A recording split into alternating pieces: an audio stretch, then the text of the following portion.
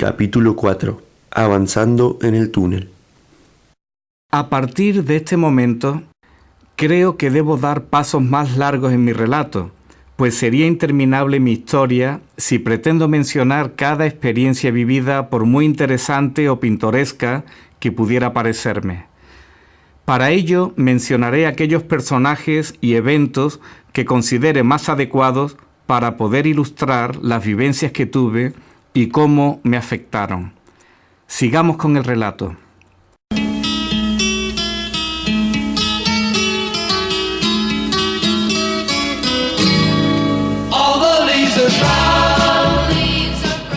Cuando terminaron las fiestas de Navidad, me dispuse a ir de nuevo a las Canarias, pues era el único lugar donde continuaba la temporada turística.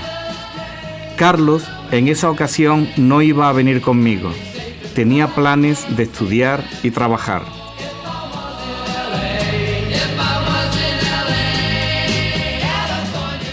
El nuevo compañero de viaje que se alistó a acompañarme se llamaba Francisco. Yo apenas lo conocía. Era de mi edad, rubio, siempre muy elegante, y nos conocíamos de alguna que otra fiesta donde siempre él ligaba con facilidad. Ya desde antes de llegar a Las Palmas, empecé a conocerle un poco más. Era bastante golfo y sinvergüenza. En el barco conocimos a un asturiano muy buena persona, al que le caí bien. Este no iba de aventura a las Canarias. Había terminado sus estudios de no sé qué e iba a buscar trabajo a la isla. Ya no recuerdo su nombre, pero quizás, al darse cuenta de la influencia negativa que Francisco podría ejercer en mí, trató de rescatarme. Para ello me dijo que en cuanto consiguiese trabajo, trataría de ayudarme. Y así fue. A los pocos días me buscó para ofrecerme que me fuese con él a Telde, un pueblo cercano, pues me había encontrado trabajo en las oficinas de Hacienda. Yo acepté irme con él. Mientras tanto, Francisco consiguió trabajo como relaciones públicas de una popular discoteca en Las Palmas. Allí, en mi nuevo trabajo, prácticamente lo que hacía era mover papeles de un lado para otro. Yo le preguntaba a mi jefe, ¿qué más hago? Y me decía, tú tranquilo, léete el periódico.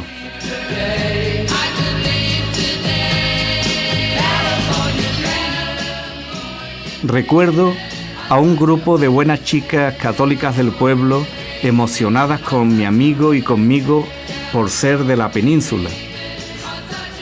Recibí la visita de Francisco y este me contaba las aventuras que tenía con extranjeras cada día en la disco. Trataba de convencerme que me fuese con él, pero yo le decía que no, pues estaba contento allí. Llevaba como 2 semanas en Telde y de nuevo vino Francisco a buscarme. Él siempre tenía hachís consigo. Después de fumar juntos, esa vez no pude resistirme y me fui con él. A partir de ahí empezó el reventón, pues trabajábamos en una discoteca.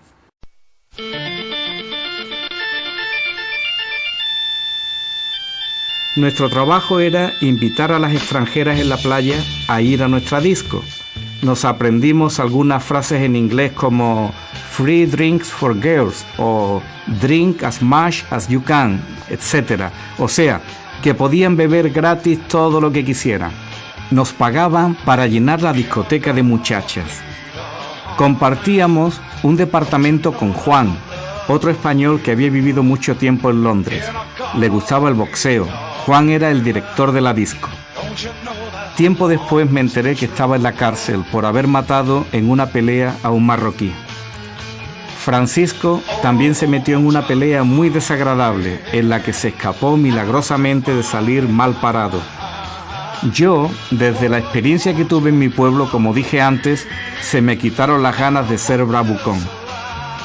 Ese tiempo con Francisco significó una caída en picado de mis principios morales. Paso a paso iba descartando de mi vida la creencia en Dios.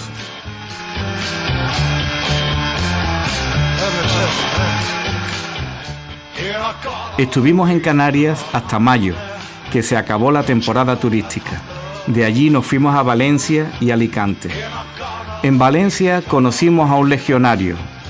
Es un soldado entrenado para fuerza de choque. Estaba recién llegado de Ceuta. Era prófugo de la legión. Tenía aún su traje militar en la maleta. Había pasado casi 1 kilo de grifa, marihuana, de Marruecos. Vivíamos los 3 en una pensión. Un día, Francisco desapareció. Se había ido con la hierba. ¿Qué valor tuvo para hacerle eso a un legionario?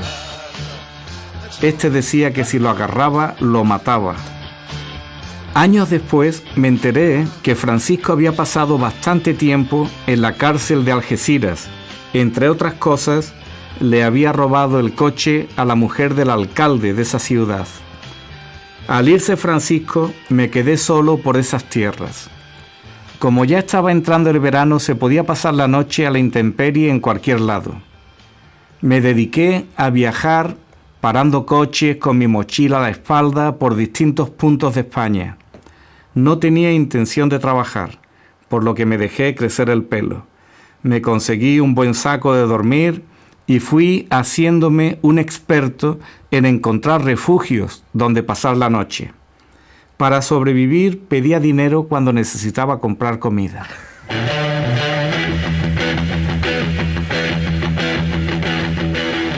Por donde iba, conocía a jóvenes del lugar a los que les contaba mis aventuras y quedaban fascinados con mis relatos.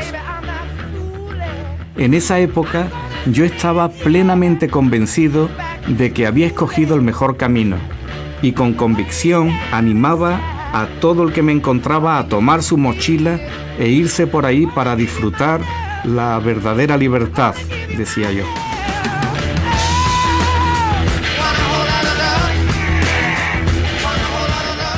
Un día, en la carretera, me topé con un joven igual que yo con su mochila en la espalda, el pelo largo y su guitarra colgada. Él era asturiano y llevaba varios meses de un lugar para otro. Se llamaba Luis, pero le decían Chiqui. Imagínense nuestra sorpresa cuando llegamos a descubrir que habíamos nacido el mismo día, del mismo mes y del mismo año.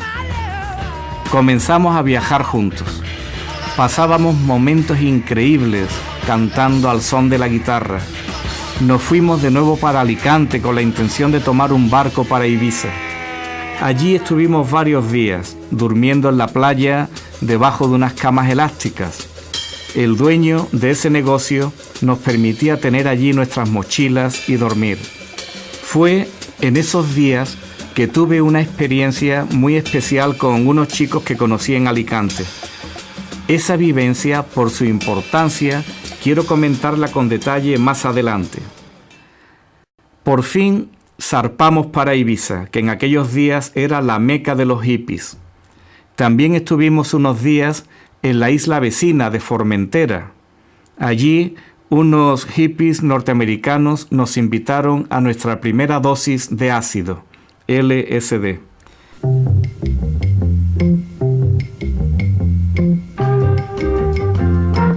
De vuelta en Ibiza, nos estábamos quedando a dormir en los sótanos del castillo.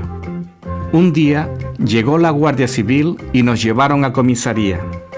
2 días después nos obligaron a dejar la isla. De nuevo en la península, Chiqui me dijo que nos fuésemos un tiempo a Asturias, su tierra, pues allí tendríamos asegurado el sustento y el techo.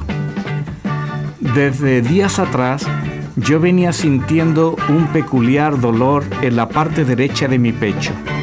Eran como unas punzadas. No le hice mucho caso. Para ir a Asturias desde Alicante teníamos que atravesar buena parte de España. Nos tuvimos que separar para que se animaran a llevarnos y empleamos el mismo sistema que con Carlos, de fijar pequeñas ciudades en el camino donde encontrarnos en la plaza principal. Un coche me dejó en un lugar bastante inaccesible. Por allí no pasaba nadie y los pocos coches que pasaban no paraban. Después de varias horas en el mismo lugar, decidí caminar los 12 kilómetros que había hasta una carretera principal. Con mi equipaje a la espalda y sin comer nada desde hacía tiempo, por fin, después de un gran esfuerzo, llegué a un pueblo de Logroño.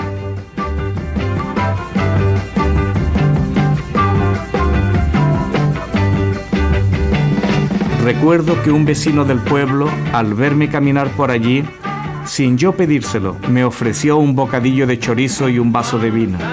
¿Qué aspecto tendría yo? Se lo agradecí, pero me sorprendió que con lo poco que había comido no me entraba el bocata. Me bebí el vino y me guardé el bocadillo para otro momento. Luego, como estaba anocheciendo, vi un chalet en construcción en medio del campo y me dirigí allí. El piso todavía estaba sin colocar, había mucha humedad. Agarré unos sacos de cemento vacíos y sobre ellos tendí mi saco de dormir. Como a las 3 de la mañana, me despertó un terrible dolor en el pecho, como si me estuviesen clavando un puñal. No podía moverme. Era espantoso. Estuve inmóvil más de 3 horas, casi hasta que amaneció. Tuve que orinar tendido como pude porque reventaba de ganas. Me asusté mucho y en esas horas me arrepentí de muchas cosas. Pensaba que me moría. Poco a poco fui incorporándome hasta que pude salir de allí. Con el sol me volvió la vida, aunque ya no podía respirar bien.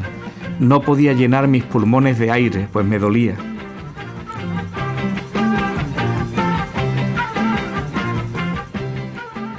Continué el camino hasta que me encontré con Chiqui en el pueblo donde habíamos quedado. Le conté esa terrible experiencia y me dijo que cuando llegásemos a su casa me llevarían al médico. Por fin llegamos a Pola de Lena, Asturias, un pueblo minero hermosísimo. La madre de Chiqui era una mujer encantadora. Habían tenido un problema matrimonial y su esposo no vivía allí. Eso de alguna manera contribuyó a que Chiqui decidiera irse por ahí. Me trató con mucho cariño los días que estuve allí. Las comidas eran abundantes y deliciosas. Fuimos al médico y después de unas radiografías del tórax me dijeron que tenía una pleuresía avanzada. Tendría que ser internado por bastante tiempo. Hablé con mi hermana y le conté lo que me pasaba. Me dijo: vente para acá. La madre de Chiqui me pagó el tren para volver a mi casa.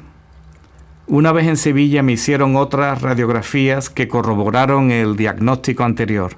Si no me internaban, llegaría a tener tuberculosis. Fue así que a mis 20 años me vi internado en un hospital antituberculoso por casi 3 meses. El Tomillar se llamaba y estaba a las afueras de Sevilla.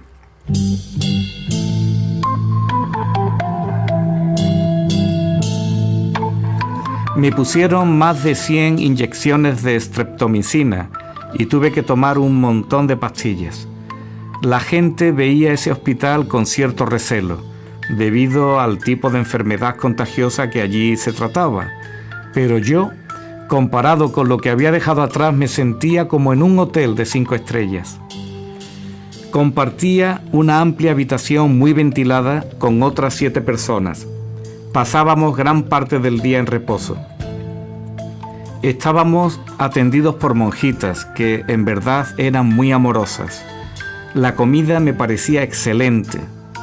Recuerdo bellos momentos en mi habitación oyendo en la radio la música de Simon y Garfunkel y tantos otros éxitos del momento. Eran como vacaciones. Mi amigo Carlos venía casi a diario a verme. Así se demuestra la amistad. Sin duda, considero que él ha sido mi mejor amigo. También mi hermana venía un par de veces por semana y me traía cosas que me gustaban, hasta cigarrillos que yo le pedía. Aunque obviamente estaba prohibido fumar allí, algunos de nosotros de vez en cuando nos echábamos un cigarrillo detrás de un muro. Hice muchos amigos allí dentro. Lo triste fue que me tocó ver morir a varios compañeros. Unos días antes estábamos jugando felices a las cartas y por la noche les daba un golpe de tos y morían vomitando sangre. Eso fue la nota triste de mi paso por el Tomillar.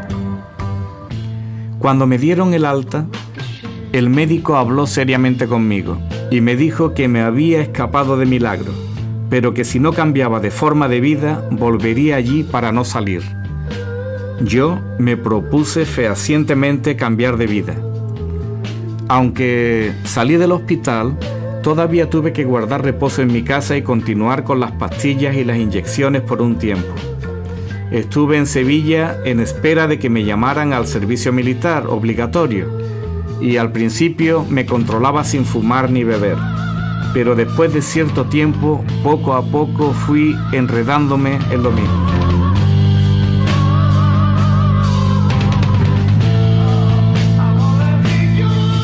Allí en Sevilla me la pasaba en los jardines de Murillo con hippies, bohemios y golfantes. Me codeé con drogadictos, ladronzuelos, músicos callejeros y todo tipo de gente desorientada, aunque Carlos y yo siempre nos mantuvimos al margen de acciones delictivas. Como todavía faltaba algo de tiempo para la mili, no me pude aguantar más y me puse de nuevo en ruta. Decidí ir a Asturias a visitar a Chiqui y estar un tiempo por esas tierras. De Sevilla a Asturias hay unos 1000 kilómetros, más o menos. Me puse en carretera y después de 3 días llegué. Me recibieron muy bien y contentos de que me había curado. Estuve casi 2 meses por esas tierras. Chiqui me presentó a todas sus amistades e hice bastantes nuevos amigos. A veces hacíamos fiestas en casa de alguien y creo que por ser andaluz tenía bastante éxito con las muchachas del pueblo. Por cierto, muy bonitas las asturianas.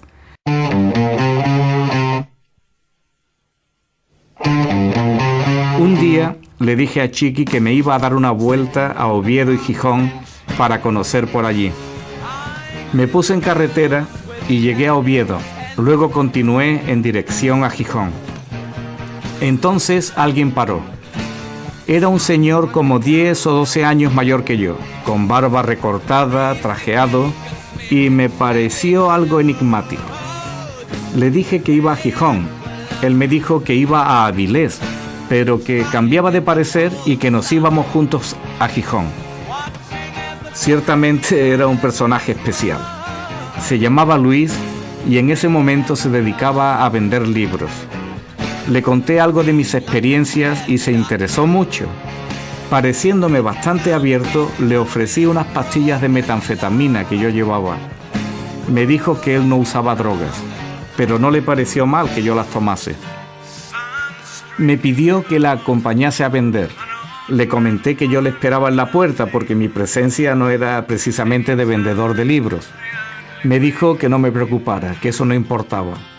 Entramos en una tienda de ropa y se dirigió a la dueña. Después de presentarse, me presentó a mí como su amigo Tony. La señora decía que no quería libros en ese momento, pero terminó comprándole una enciclopedia completa. Al salir, Luis me dijo, bueno, ya hemos trabajado bastante por hoy.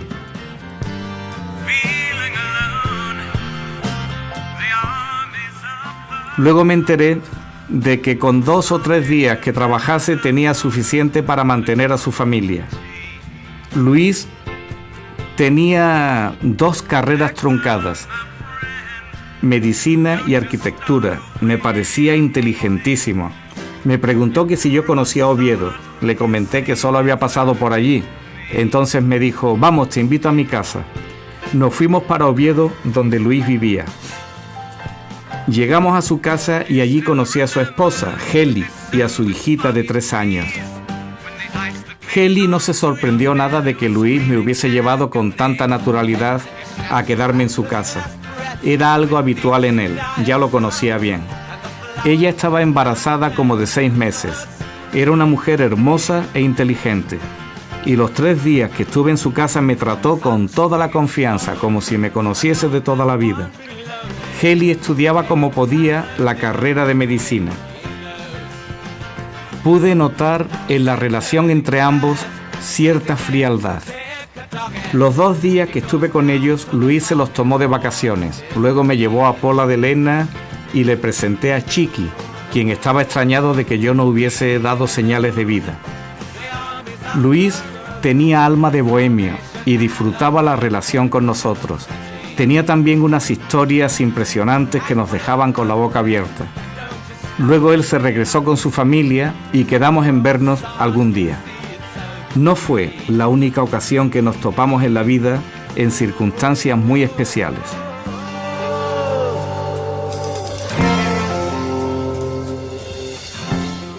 Después de ese tiempo en Asturias, me regresé a Sevilla para el servicio militar. Por fin me llamaron para la mili. En ese momento, Carlos y yo tuvimos que separarnos porque entré al servicio militar varios meses antes que él. El primer día de campamento conocí a Rafael, Rola le llamaban. Estaba más loco que yo. Nos llevaron al periodo de instrucción de 3 meses en el campamento de Cerro Muriano, Córdoba.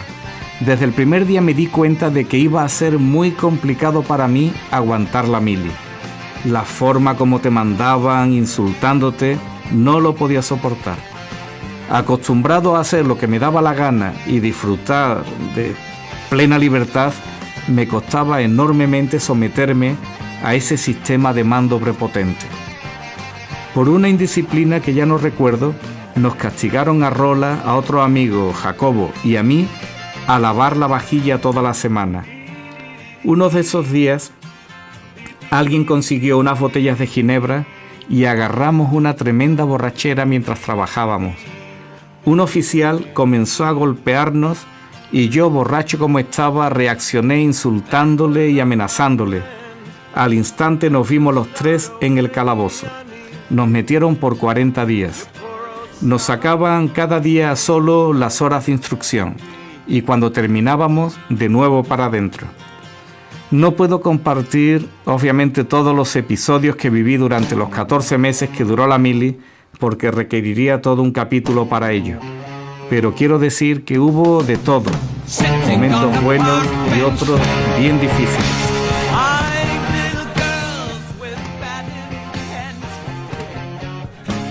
Yo estaba bastante desequilibrado por mi trasfondo de los últimos tiempos viviendo como vagabundo y pasaba momentos muy deprimidos.